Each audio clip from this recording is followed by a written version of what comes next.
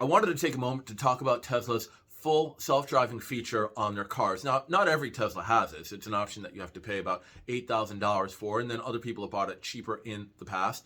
Every year, Elon Musk will have a presentation, and he'll be like, next year the cars will be autonomous robo-taxis, and they won't need people, and blah, blah, blah. And he's been saying that for years and years and years. So if you're like me, you probably fell off the hype train quite a while ago.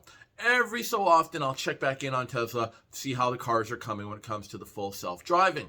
And my latest look in, it was really something. Like the cars are navigating city streets, pedestrians, a little bit of construction, and the hardware upgrade with their newest variety of components is really dramatic compared to Hardware 3. So about midway through 2024, they've got all the new Hardware 4 vehicles, upgraded cameras, massively more compute power versus their Hardware 3 cars, which is a lot of Teslas on the road. And while those things can still navigate and they're doing a great job, I don't think that the Hardware 3 vehicles are going to make it all the way to level 5 in terms of just being able to drive without a human being in the car at all. But they'll still be useful to people, elderly folks who want to get somewhere but maybe can't afford a fully autonomous vehicle, things like that.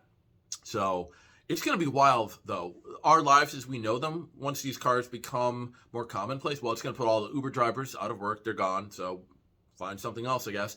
And another thing is like really popular communities. Boston, I generally don't want to drive up to Boston. It's like an hour away. There's heavy traffic.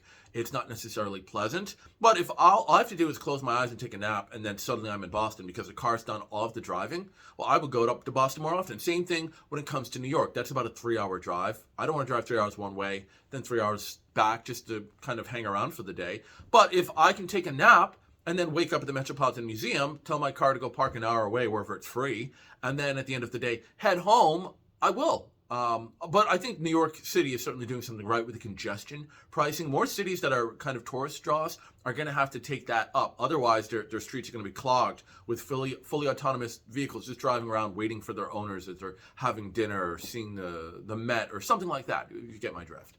So, yeah, cannot wait. And what's great for me is that my auto loan should expire in about 3 more years. Now, they still have some kinks to work out. The full self-driving that they have today is really very impressive, but it's certainly not there yet. Like, you really do have to pay attention as a driver. It's not like you can just go completely hands-off and phase out. You've got to be looking at the road from the videos that I've seen.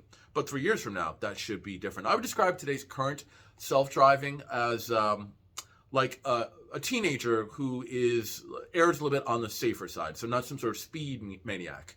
But in some instances, you'll be seeing these videos where they're driving and the cars are going a little bit too slowly to the point that it's actually unsafe. But I'm thinking that Hardware 4 is going to solve a lot of those issues. So we are here to witness the dawning of a new era. And, you know, I don't want to drive anymore. I don't want to say I never liked driving, but driving is kind of a chore. I could be doing other things. I could be browsing on Reddit or reading the news or talking about soaps in the car while it drives me around town every day. So I think I would like that a lot.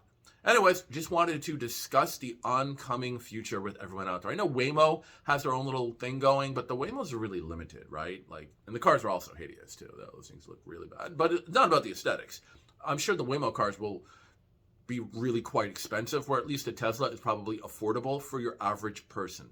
So, yeah, now it just comes down to where can you charge it? And then, of course, will the infrastructure, like the energy infrastructure of the United States, is not prepared for this. Because more people are going to start buying the cars when they can drive themselves. Oh, well,